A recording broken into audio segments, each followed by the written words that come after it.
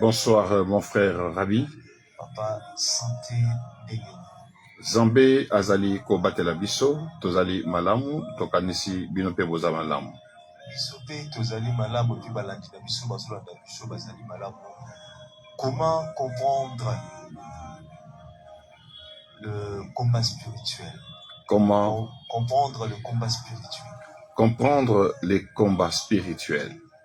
Une nouvelle leçon, une nouvelle stratégie, où ezali komema biso na elonga. Tozali kopesa mbote na ba auditeur na biso, na ba téléspectateur na biso ya Facebook. Bazali kolanda biso en direct na page ya Église Mes Project, en direct du plateau de la radio Shalom Africa. Tozali kotombela bino journée malam. Comprendre les combats spirituels. Ndenge totai koloba yango na émission Eutikoleka, ke pona koyeba kolonga etumba, il faut koyeba yango.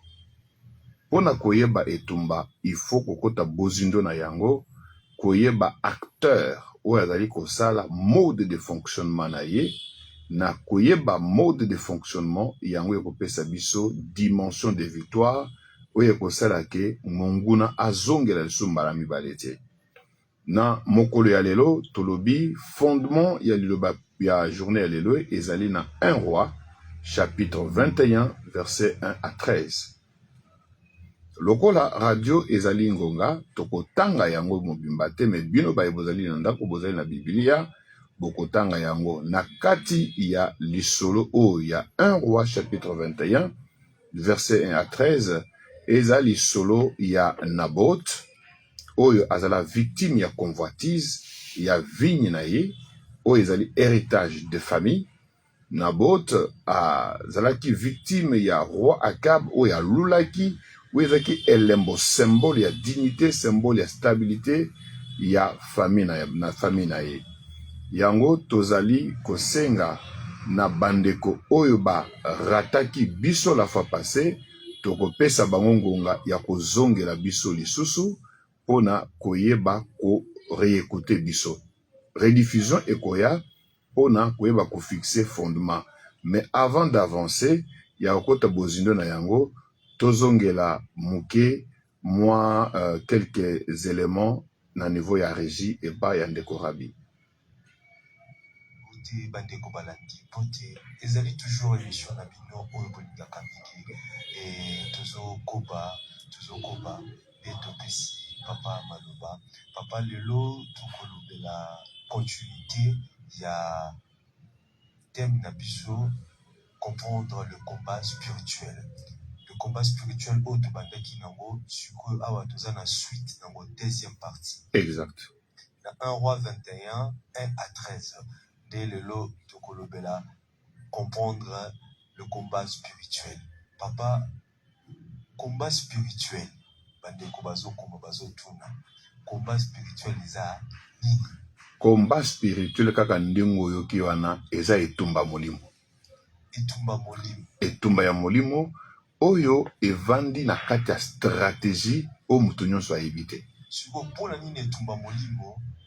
Esuka pe na molimo te ezo kokoma tina nzoto. Ezali po ete spirituel yango ezali ko soutenir physique. Soki mutu alongi etumba ya molimo te, moyen ya ye ko vivre équilibre pe stabilité na physique bo ekozala te. Parce que tobo sanate ke nyonso ezali créé par la puissance de la parole. La parole a subsisté avant toute chose.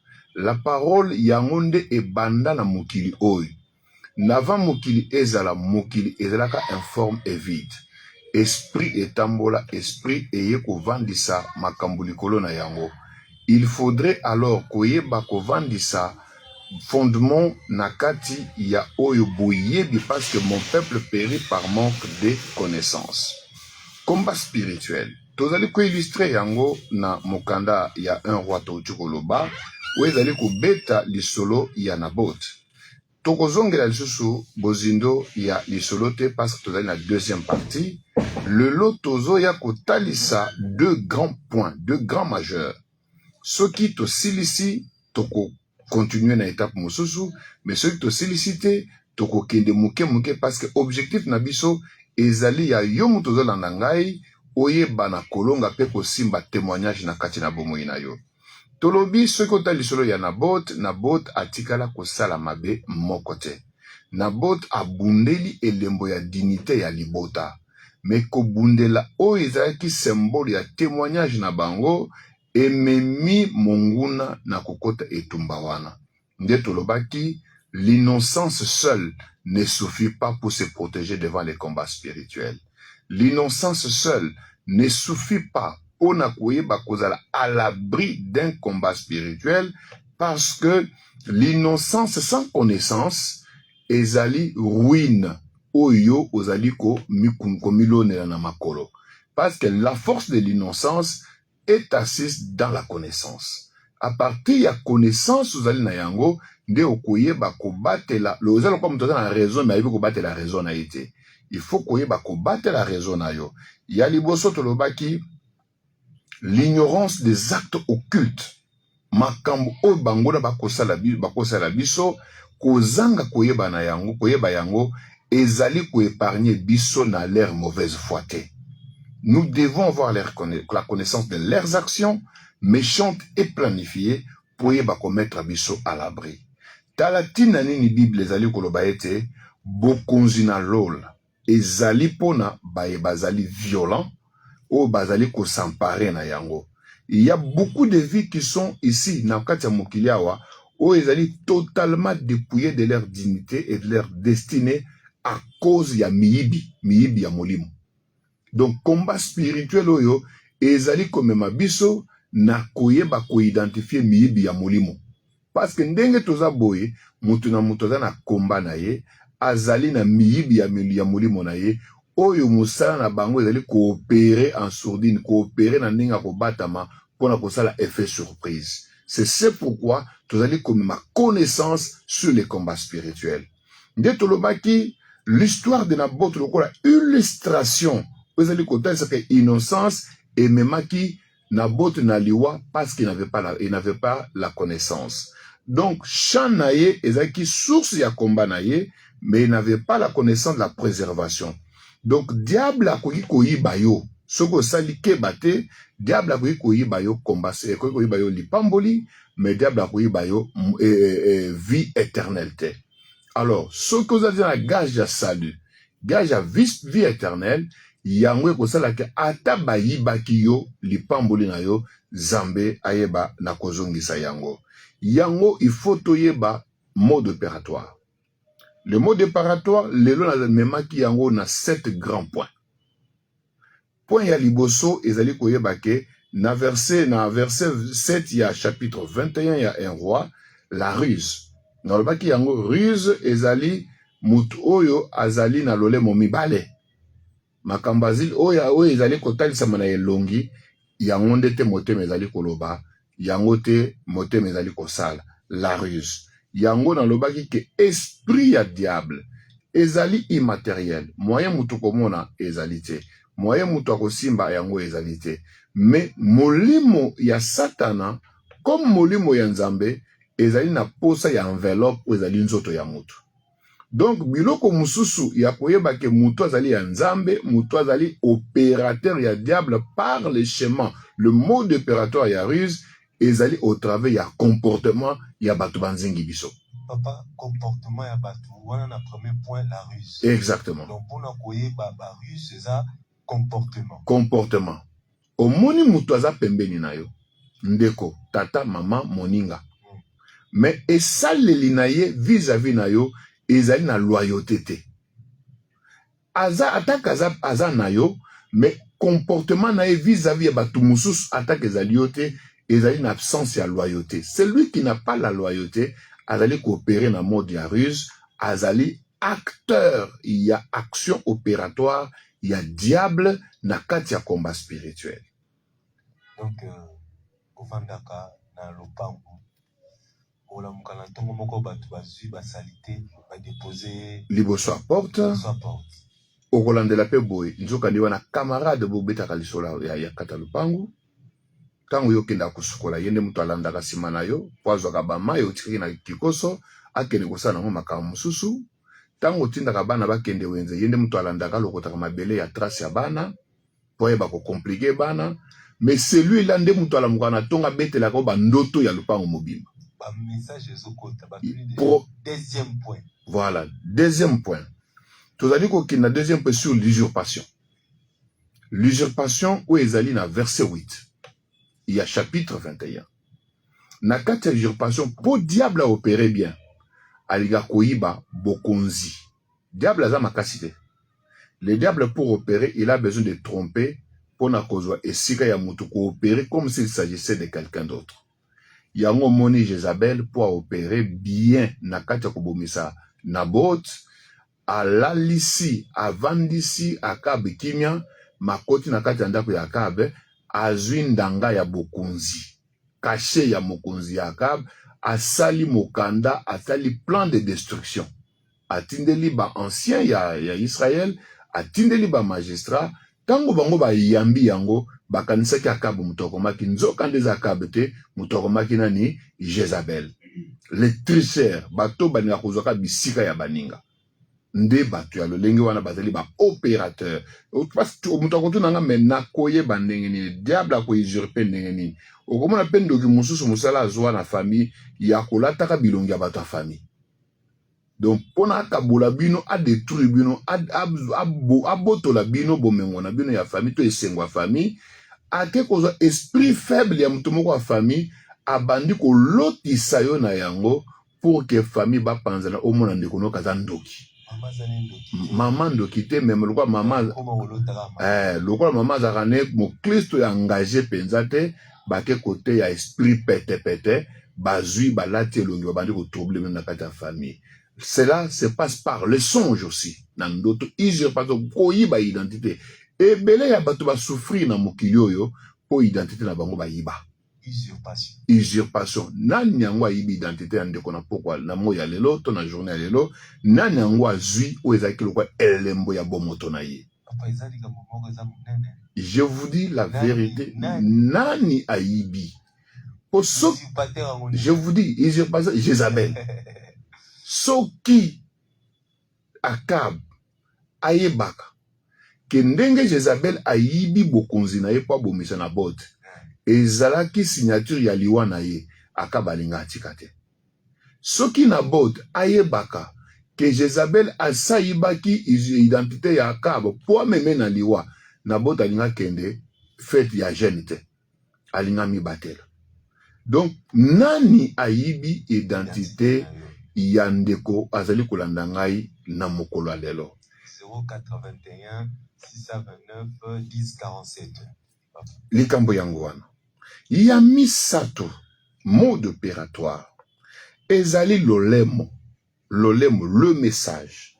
Okomona mutu ya lolenge wana tango asayibi identité ya ndeko abandi konyokola bomo ya ndeko pendant que badose yokotisaka bisika musala ozozela bayamba yo, metango yo zali kokoma bayiba elongi na yo, batia yo masque na elongi, mobale ayaka bobetaka lisolo ya pamba soki ka lisolo ya libale nge betama, bayibi identité na yo, bayibi elongi na yo, bayibi bomwasi na yo, mobale akomi komona elongi, on dirait eza elongi ya mobale, bayibi identité ya moto. Et puis pona kovandisa usurpation malamu, okomona ban memokile na molili ezali ko utiliser mécanisme ya communication, mécanisme ya langage. Yango komona mutu mususu maloba ezali koyokana bien te, yaya koloba ezali kaka reçu mabe, soka beti lisolo ya bomoi na ye ezali kaka koyamba mabe, soka pesi mutu toli ezali kaka koyamba mabe, parce que exploitation ya langage, exploitation ya communication par le monde des ténèbres et si est s'installer partant il y a usurpation, il y a identité naïe. Na quatrième mode opératoire, diable a fonctionné à mon côté. Diable a zakaka na posa ya kozoka ba coalition. Yango komona, po Jézabel a opéré à réussir, Jézabel a kolukani ni bancien ya lingomba. Diable Jézabel peut réussir à ba magistrat ya Israël. C'est comme ça que le diable opère. Yango salakeba na mutu oyo alingaka kaka na likambo boye asangisa bato ebele na lokuta. Yango nga nayebisaka bato soki mokili ezolobaka la voix du peuple c'est la voix de Dieu, nga naloba bongo te. La voix de Dieu peut s'exprimer même dans la singularité. Ata mutu moko. D'ailleurs, mingi ya ba prophète, baloba ko ute pa ina nzambe. Bazalaka mutu moko, alobi contre tous. Eli aloba yemo contre ba prophète 450 ya ba prophète a starté. O Jézabel avance na kati ya mboka. Eli yemo ka telema, mais différence ezaka nini? Degré ya puissance.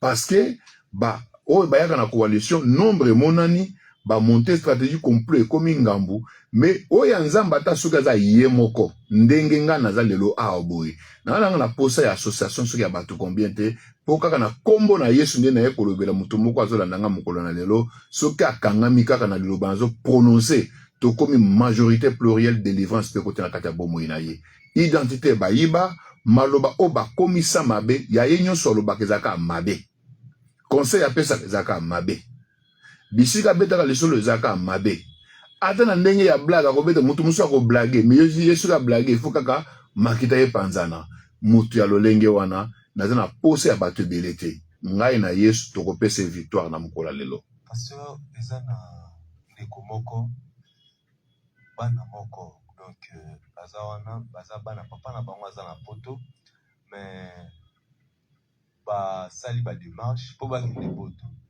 bana nyonso baza ya moke soki mokolo aza na 22 ans faut bakende na koko na bango oui mais passeport ya bana barefula yango na bana bakendaka te mais moto yango mosala akonda futuka eza koko mais bayiba bango identité kala bayi et puis ozomona tala mécanisme d'attribution ya visa na ba chancellerie ezaka nini au postuler rendez-vous bapesa ka bita rendez-vous za nini il faut que tu ailles parler okende kobeta lisolo ozo kende kosala nini o convaincre mais eza étape pour la communication na otokoloba non seulement que bayibi identité mais bayibi o maloba message moko to suis bonsoir papa ezanga deko Jonathan Atuni, est-ce qu'on peut vivre une vie chrétienne sans combat spirituel?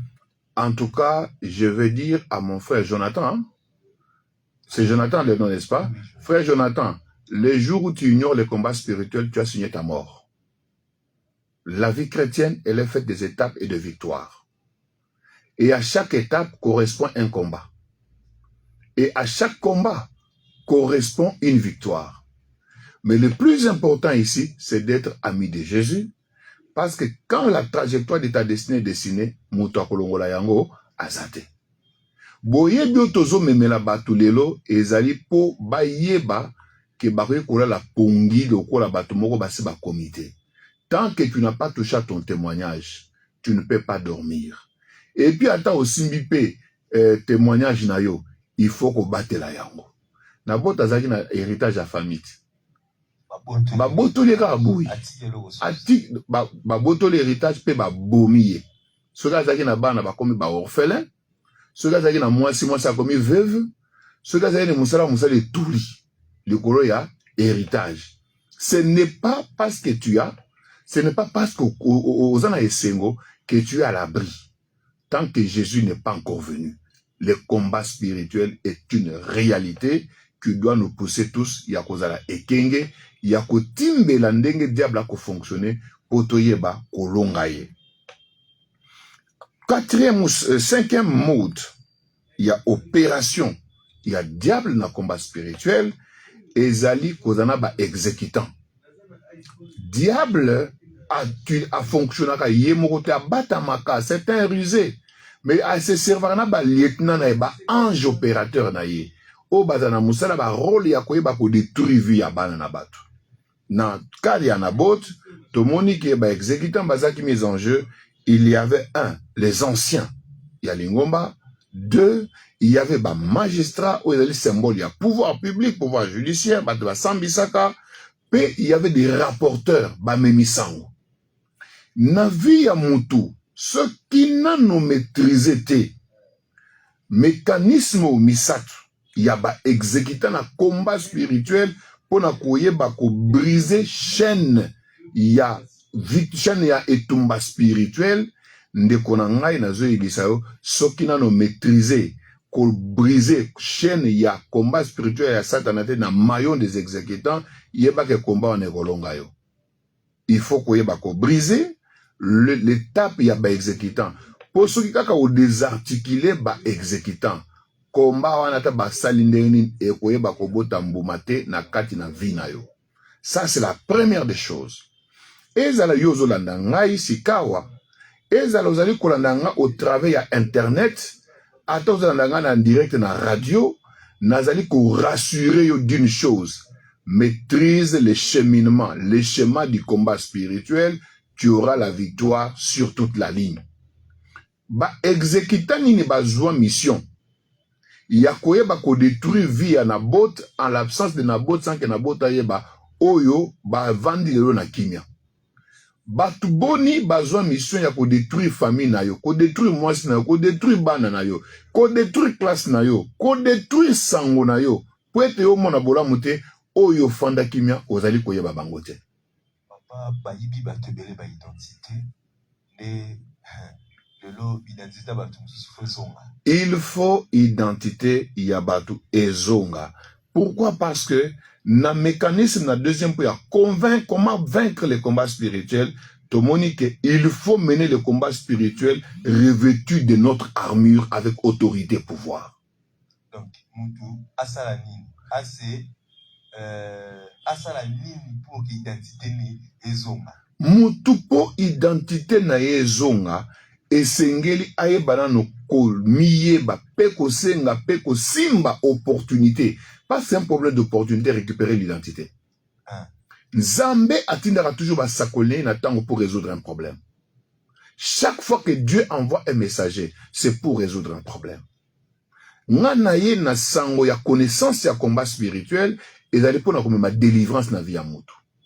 Pour mutu à récupérer identité na ye, il faut profiter na ba occasion lokola ya boye. Amen. Il doit appeler, il doit saisir l'opportunité. Yo vandi na kwena na boda vanda kit et ça saki mutuni. Yo ote ngai na sala ka makambo na nga na yebi angote. Papa makambo ilandaka. Yo yo kate mokilo lobi que si tu ne t'occupes pas de la politique va s'occuper de toi. Donc si tu t'occupes pas du combat spirituel, le combat spirituel va s'occuper de toi. Il faut s'occuper. Et la meilleure technique de combat, c'est la défense. 081 629 10 47. 081 629 10 47. La meilleure technique, c'est la défense. Il ne faut pas attendre, encaisser pour absolument te défendre. C'est-à-dire, je voulais dire, la meilleure technique de combat, c'est l'attaque. Ah, ok. Pour attaquer. Il faut attaquer. 081 oui, pour nani? 9 10 47. Pour nani? Oui, pour nani?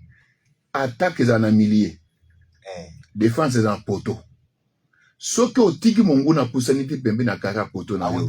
A retirer au sera bien côté. Faut pas que monguna côté na carré à vie na yo. Nabot avait commis une erreur. C'est de laisser akaba pousanati pembe na héritage na ye. Ce kaye bakata ko cha clôture ko batela lipambole na ye. Balinga babotole yango te.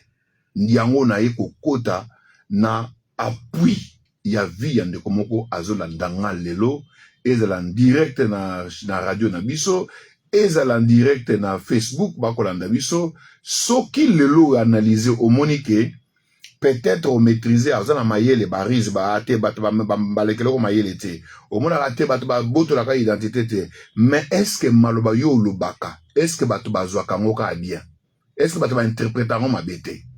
Qu'est-ce qui est géré au niveau de ta parole? Deuxièmement, ba exécutant. Ba nani yango ba tchela yo pembeni na yo po ba ba contrôler vino ba yo ko boma yo. Jézabel avanda ki kuna nanda ko yakab. On dirait sali le côté. Ayebi likambote ma téléguidé a tche ba exécutant. Nani yango avandi na mboka na bino lelo yo azo tinda bato bolandelanga songolo boye ba eska boti? Eska somi mutuka? Asomi lupango?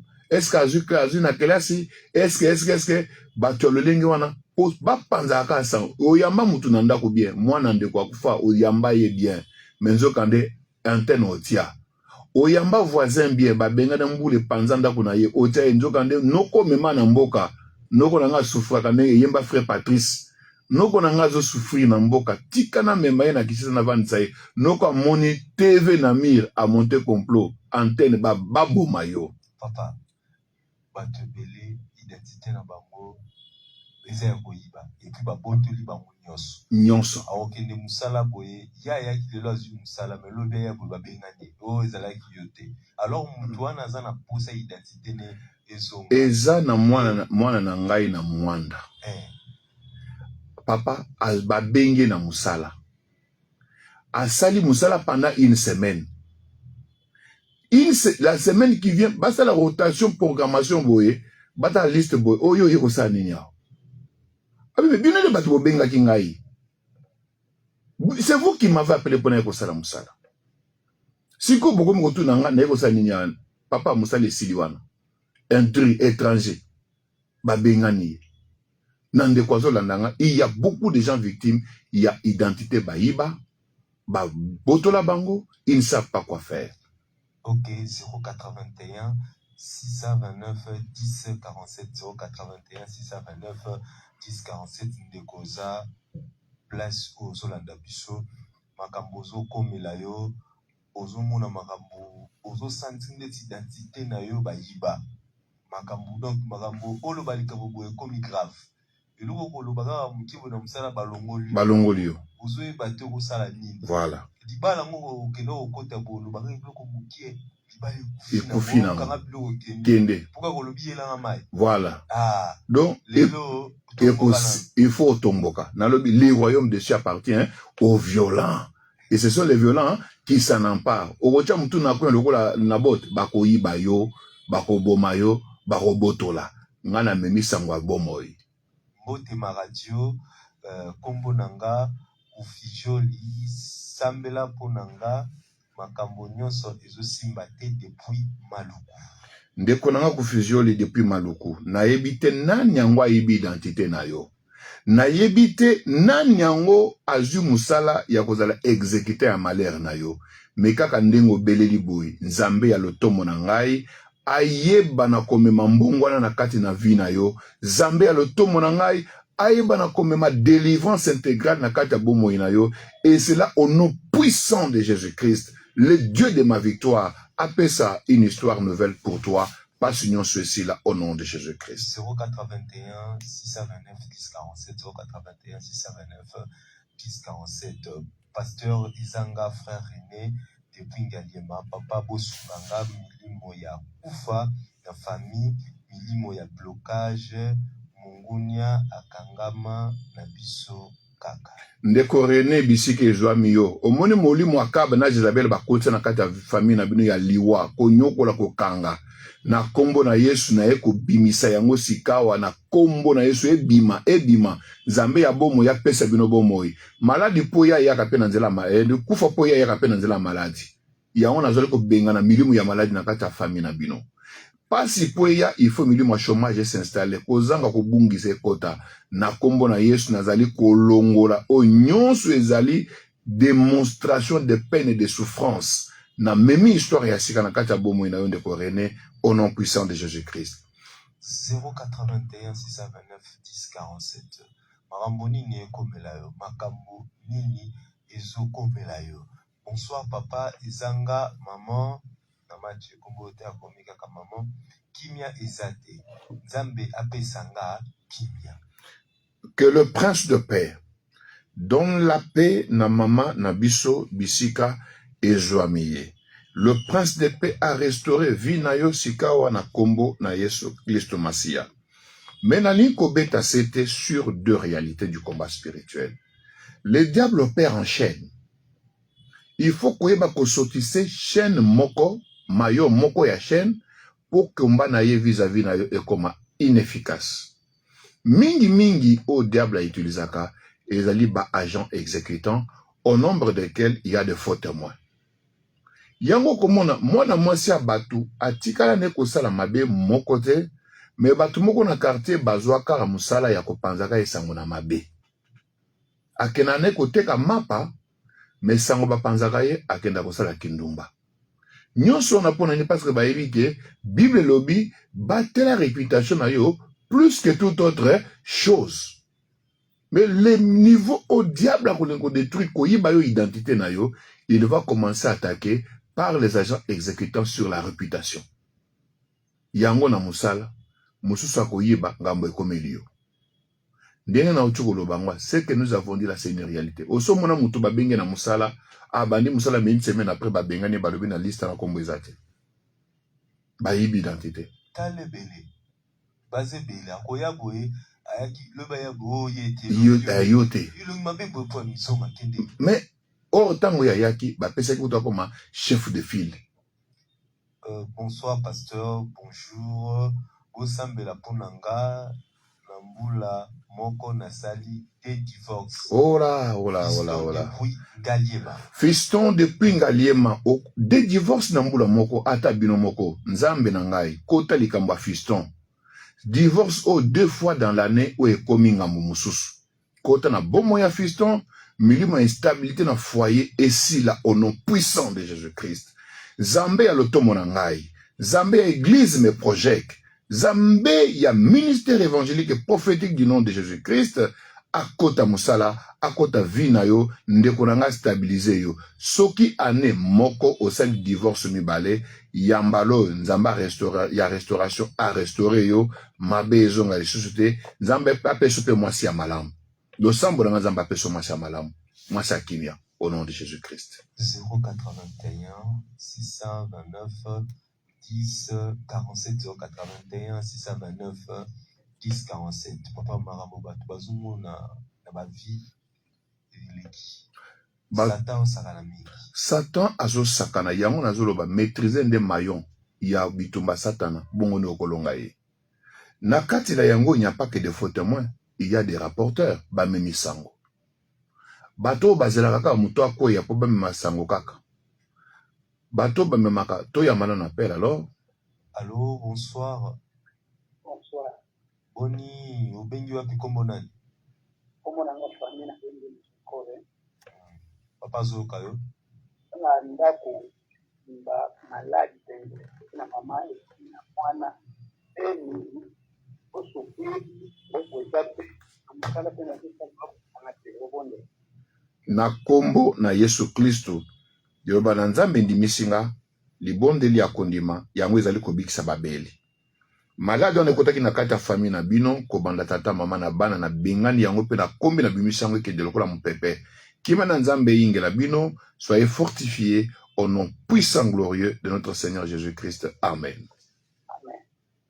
0421 629 10 47 0421 629 10 47. Papa, Satan zo sakana. Satan zo sakana. Abongisi koko isape kobo makabe, abongisi pe batu ya sango ba mema sango aliwa ya akabe. Yango la lingo ebese mutu moko na mukolo lelo, bato bazozela yo kweya. Bato bazozela yo kufa. Po ba mema sango ya liwa sango akolela na yo, nga na ye kosukisa misala na bango na mukolo lelo na kombo na Yesu. Soko lingi to simbana na loboko. Soko lingi identité bayiba, bato ba panzaka sango na mabe, bato bazela ka échec na yo po ba ye kobeta histoire ya vie na yo. Na mokolo lelo ezali changement de langage. Na mokolo lelo ezali comprendre peto sotise mayo wana po nzambe a stabiliser vie ya mutu moko azali kolanda ngai. Et je reste convaincu que na lo sambo nga nazo déclarer likolo bomo ya mutu lelo yo moto azala ke échec na yo échec wana mutu kozongela ye. Parce que tango akab akwe ici na bot nzamba atindi mosakoli alobi yebisa akab kaka bisika makila ya nabote tangaki bamba balembola yepe akoya wana. Ça dit qu'on ne touche pas na mwana na nzambe impuniment. Kaka place il faut bakweya. Omoni place bapanza ke osango mabe bango fipe bapanzala bango ka wana. Nani ya mwako kuisa akokwisa nani Jezabel na ele. Jezabel mutu alingi okwisa Jezabel elo azawe azana connaissance ou azali na courage.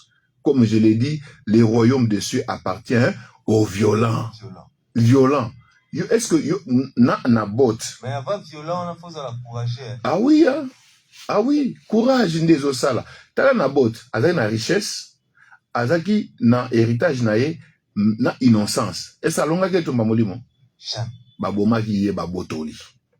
So courage zangi yo, détermination zangi yo. Satana kotambolo na zolo. Ngana ye ko yebisa mutu kozolanda ngai, musala satana contre we esengesa nini esila. Identité bayiba ke esengesa nini ezonga.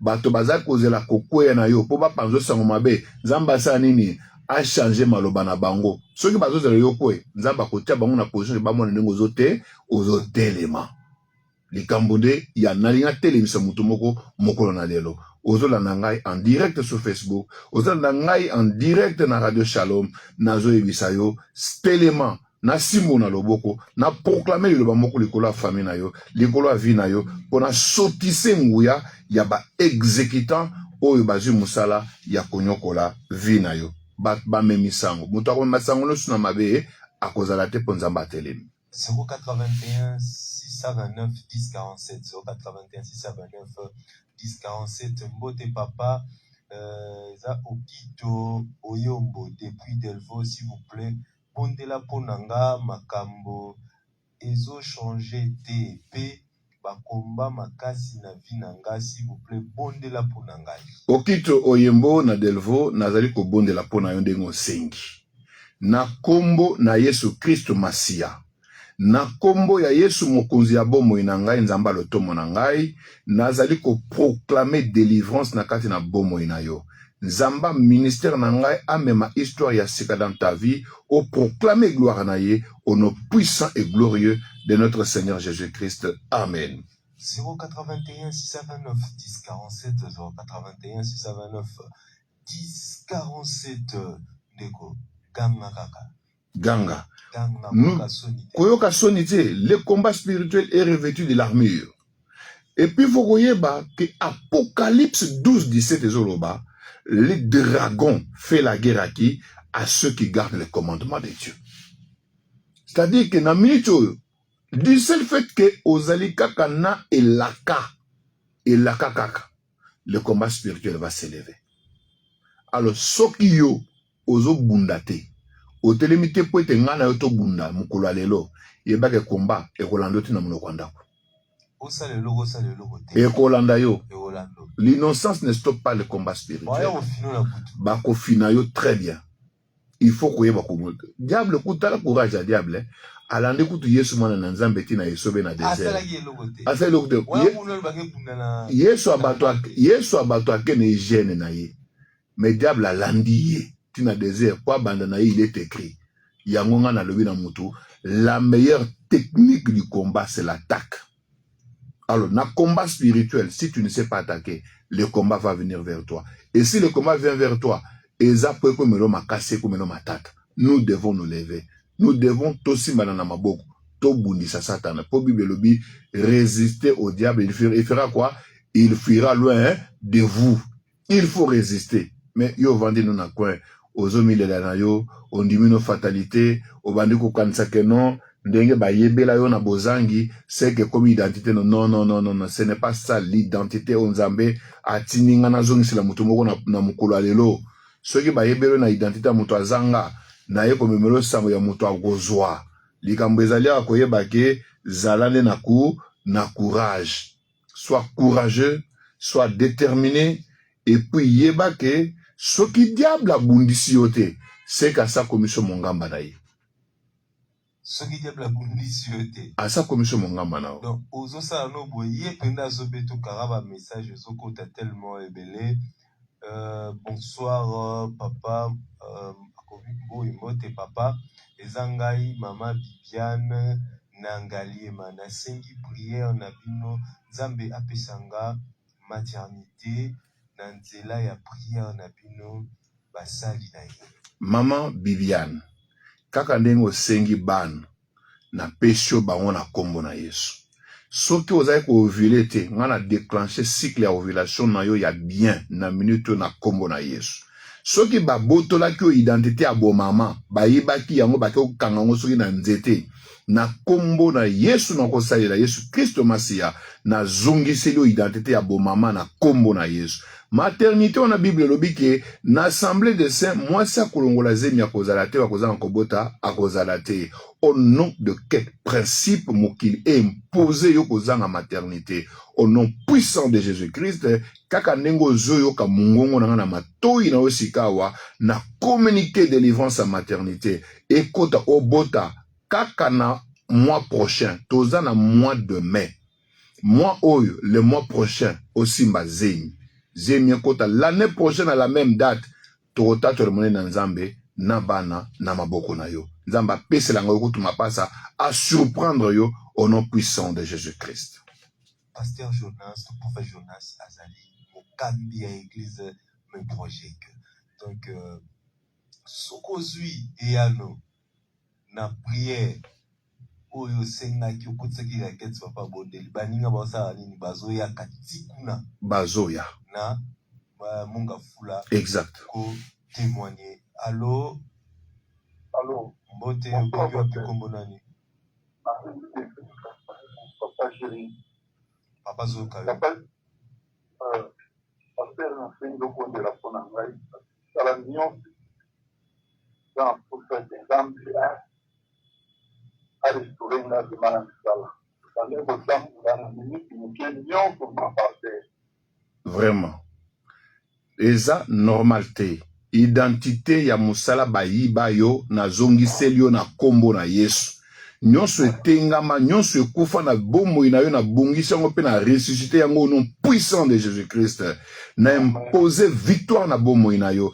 Pe na déclarer mystère ya tikotak lole fungwama elokalize yo. Bisika olalaki otelema, bisika malade kotaki obongisa, bisika relation bebaki ebunga na kombo na Yesu. Ya nyongo ba futa yo, ya opportunité ba pesa yo, mbongo ekimaki elanda yo, na musala ekimaki elanda yo, au nom puissant glorieux de notre Seigneur Jésus-Christ. Amen. 081 629 1047 081 629 1047. Bonsoir papa. Déjà. Mbote papa, bosambela pona ngai na umeli na chômage. Mabiala na badara, maintenant on appelle Mbote obengi wapi kombo nani? Na bengi na boma na mvululu. Na mvululu na boma. Boma, ok. Kontri ya Kizenga. Ok. Papa na sengi bosambelela ngai na sombi lupango tona sona bana na bana me complication moyete obundela na likambwana na ba prière oza iloko na sombi pona bana na bana na kombo na Yesu Kristo Masia na tindi ba ange ya lola ba koma na lupango esika yo sombi batu nyonso bakomi o ba opposition na yo nzambe akweyisa bango o nyonso alingi kobotola yo héritage ne babotolaki na bote nzambe na ngai ya confondre ye a neutraliser ye kaka ndenge nzambe apesho mabele wana ngai nazwi yango na zongiseli yo au nom puissant de Jésus-Christ. Lelo tozali le 40e, le 13. Nazali ko proclamer gloire na nzambe pour que dans les 48 heures qui suivent kime na nzambe zonga lisolo ya mebele wana esila o nyonso akotelemela yo o nyonso akolinga kobotola yo identité ya kimia mabele ezoyoka ngai efungwama ebotola ye minu mabele wana emela ye kime na nzambe ezongela yo au nom puissant de Jésus-Christ notre sauveur. Amen. 081 629 1047 ndekona badara lobi mbote papa usambela pona ngana umeli na chômage. Mabiala na badara. Mabiala na badara nazali kolongola nguye ya chômage. Bible lobi que celui qui ne travaille pas ne mange point non plus. Quand le diable azali ko botola yo identité ya musala pona ko imposer chômage, c'est kazali ko mema kufa na kati na bomoi na yo. Na longoli kufa na longoli chômage au nom puissant de Jésus-Christ. Identité ba yiba yo zo kende ko luka musala bazo peso musala te. Ba botola identité na zongiselo identité na yo ndeko na ngai. Ko bandalelo o luka musala pe ozwa yango musala pe landa yo opportunité landa yo au nom puissant de Jésus-Christ notre sauveur. Amen. Comme pratiquement la souka mais tous message oyo Mbote l'homme de Dieu, priez pour moi. C'est pas prier pour la finance, Papa Claude. Papa Claude, recevez le mystère de finance da bomo inayo. Bisike kauka ki nzamba fongula robinet ya mbongo, robinet ya musala, au nom puissant de Jésus-Christ. Nazali ko proclamer une libération. Il y a matériel pe finance na kati ya bomo inayo. Zamba mema identité nouvelle au nom de Jésus-Christ. Amen. 081 629 1047, le numéro est opérationnel même après l'émission. Bonsoir papa. Ngai Eli na kingasani bondela ponanga nyonso nazosala mosala ezosimba te Nzambe asalelanga. Ndeko Eli, Nzambe na ngai ayeba na kosalela yo, oyo ezali kosimba te esimba.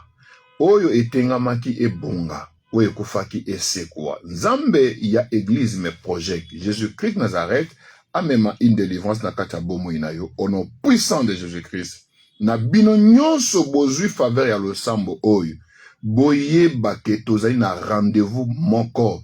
Vendredi nyonso 17h à 19h, combat spirituel, combat ya makasi ya kafu.